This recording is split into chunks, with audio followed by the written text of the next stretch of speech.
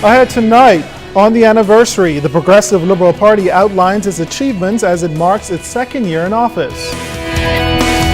Plus, a failure. That's how the Free National Movement is grading government's performance on its second anniversary. And displaced. An overnight fire leaves 4 residents homeless. First at 6 begins now.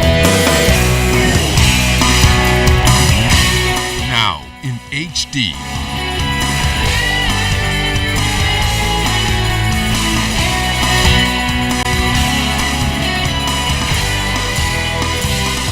ZNS Network presents The Bahamas Tonight. And now, first at 6.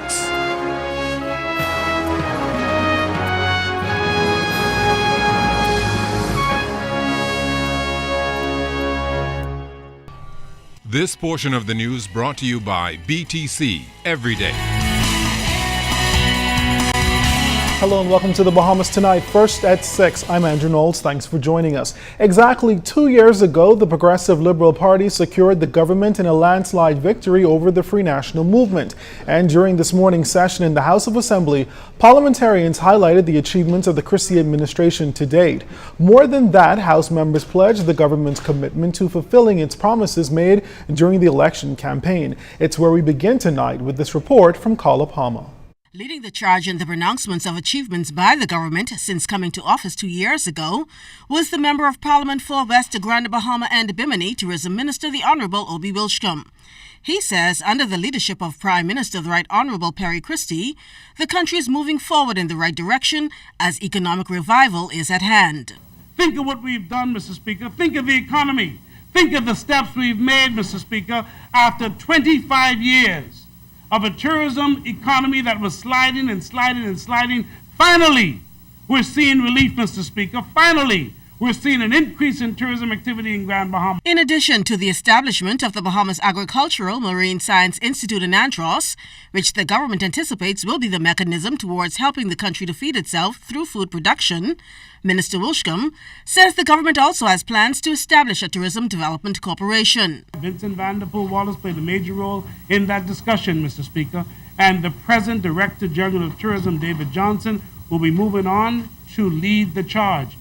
Member of Parliament for Yamakro, Minister of Social Services and Community Development, the Honourable Melanie Griffin, highlighted strides in her ministry. She was followed by Member of Parliament for Golden Isles, Minister of State for Finance, the Honourable Michael Alcides. A complete renovation and transformation of the Simpson Penn Center, new leadership and structure at that center, increased staffing at Simpson Penn, including the engagement of a chaplain. It's that we are improving the way we collect our taxes, that we are investing in technology and investing in properly trained individuals to go there and collect.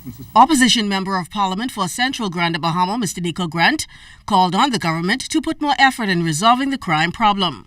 With a total of 6 murders so far this year on Grand Bahama, he says the count already exceeds that for all of 2013.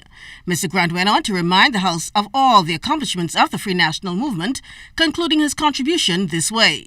Between 1992 and 2002, we built more modern health facilities in New Providence and the Family Islands than the PLP did in 25 years. I'm Carla Palmer for ZNS Network News. Some citizens giving the government mixed reviews on the second anniversary of taking office. Many cited the ambitious plans laid out by the Progressive Liberal Party in their Charter for Governance. Our ZNS News cameras took to the streets today to find out what you had to say. I see nothing more crime, less jobs. You know what I mean? It's serious. They go working with what? How they're building the college. They are supplying young men with jobs, but then young men, just like how young men need jobs, young women need jobs. So I think they're basically focusing on the men. And they have single mothers out there who need jobs to take care of their families. You know, being the president of REACH, I think, and working with the government, I think they've made great strides.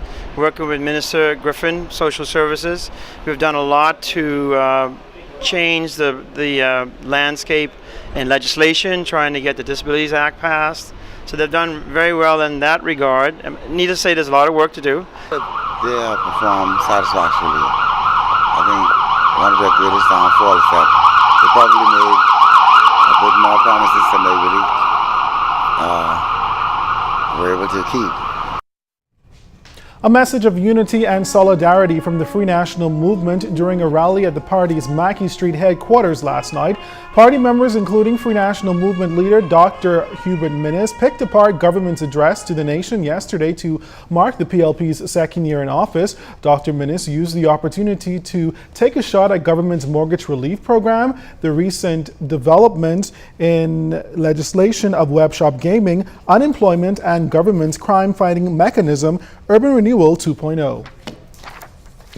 Most murders are taking place in the PMs, the prime ministers, and the minister responsible for the police constituencies. That's the heart of their heralded Urban Renewal 2.0. Umbrella unions uniting in a final attempt at forcing government's hand in resolving a litany of outstanding issues dating back as far as the previous administration. Trade Union Congress President Obi Ferguson rallied members from both the TUC and the National Congress of Trade Unions Tuesday night in a bid to up the ante. We're going to stand up and we're asking you all, man, because I'm going to have some serious talk to John and the other group that is not aligned with neither body. And we're going to say, look, let us take a position and let us make a list of things that we have to do for those workers, and we will not move until these matters are resolved.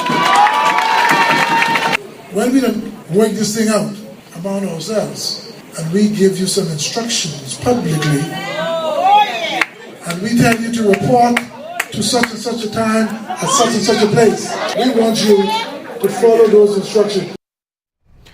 Representatives from the country's labor force showed out last night in the United Front. Also present was South Beach MP Cleola Hamilton and Christian Council President Reverend Dr. Ranford Patterson, officials of the Democratic National Alliance, and even members from Citizens for a Better Bahamas. Mr. Ferguson says he feels workers' rights are being infringed upon and that government has absolutely no respect for trade unions in the country.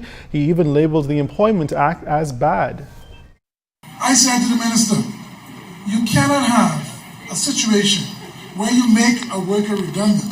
Are you with me? Yeah. And they entitled to gratuity, and you will tell them they have to make a choice between redundancy or gratuity, and they're entitled to both. So I said, change the law, and these things don't require no money. But anytime you get to do something for behaving workers, it's a problem.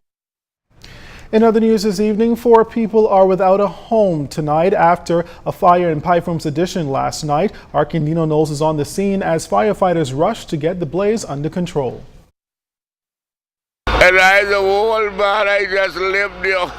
But I don't have no place to live. Larry Pratt is apparently one of about 4 others who are out of a place to stay now that the abandoned building they were living in on Roswell Street in Pyfrom's Addition went up in flames just before 9 o'clock last night. Pratt, who appeared intoxicated, said he was able to make it out in only a polo shirt before the building became engulfed in flames. Officer in charge on the scene, Sergeant Anthony Mitchell, explained when he got the call. We dispatched 3 units to the scene, comprising of 9 men in total. On our arrival, we met a single-story stone structure, partly involved with flames. The fire was attacked briskly, and we were able to control the fire from spreading to any nearby houses. Right now, the fire is under control at this time. Area resident Mark Comer told ZNS News that he was instantly alerted to the blaze, and he says it wasn't long before firefighters made it to the scene. Smoke came through my window. I came downstairs and black smoke was coming out the roof. Called the fire department. They got it pretty quick. How soon would you say you were able to respond to this fire? We arrived at the scene 7 minutes after we received the call. The first unit arrived 7 minutes later. Sergeant Mitchell told ZNS News that firefighters spent over 2 hours trying to contain the blaze using close to 3,000 gallons of water to extinguish it. There was no immediate word about the owners of the building, but area residents say Pratt and a number of other people use a portion of the building to rest at night. The people that live in there, do you know them? Because the officers are saying this building is abandoned, or this part of it. Some vagrants living in there, you know, some people down on their luck. A couple of them, about 5 or so. Yeah, most of them seem to be somewhere around here.